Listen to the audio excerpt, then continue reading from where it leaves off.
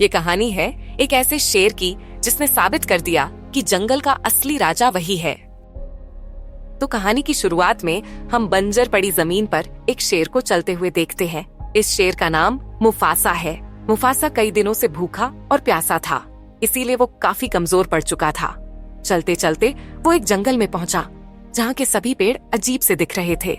जैसे ही मुफासा जंगल के किनारे पहुंचा, उसकी नजर एक शांत झील पर पड़ी।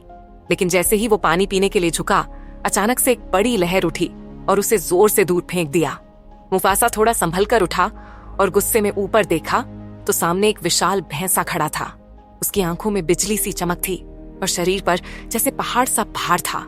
उसे देखकर मुफासा की सांसें थम गईं और वो तुरंत जंगल की ओर दौड़ पड़ा।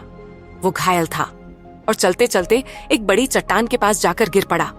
उसके शरीर में चोटें थीं और वो बेहोशी की हालत में चला गया।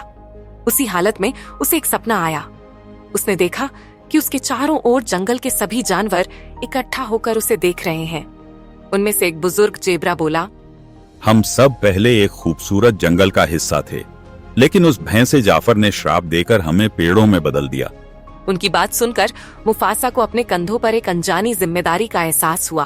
उसे समझ आया कि वो जंगल का राजा है और उसका कर्तव्य है कि वो अपने प्राणियों को इस जाफर के श्राप से आजाद करे। उसने मन में ठान लिया कि वो इस जाफर से लड़ेगा और जंगल को फिर से हरा भरा करेगा। अगली सुबह मुफासा नींद से उठा और सभी पेड़ों को ध्यान से देखने लगा। उसे एहसास हुआ कि जो सपना उसने रात में देखा था वो सच है, क्योंकि सभी पेड़ों का रंग किसी न किसी जानवर से मिल रहा था। किसी पेड़ में जेब्रा था तो किसी पेड़ में जिराफ। अब मुफासा ने अपनी चोटों को भुलाकर जाफर का सामना करने का मन बना लिया। उसने अपनी हिम्मत को समेटा और जाफर की दिशा में पूरे जोश से दौड़ने लगा।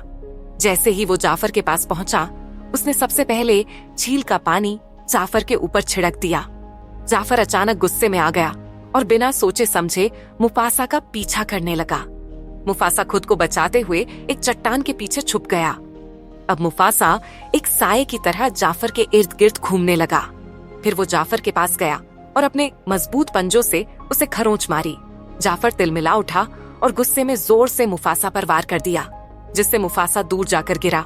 लेकिन मुफासा ने हार मानने का नाम नहीं लिया। उसने पूरे दम से एक जोरदार दहाड़ लगाई और उसकी गूंज पूरे जंगल में फैल गई। फिर उसने छलांग लगाई और जाफर की टांग में जोर से काट लिया। जाफर का संतुलन बिगड़ गया और वो जमीन पर गिर गया। जैसे ही वो गिरा, चारों तरफ की बंजर जमीन हरी घास में बदलने लगी। नदी भी वापस बहने लगी।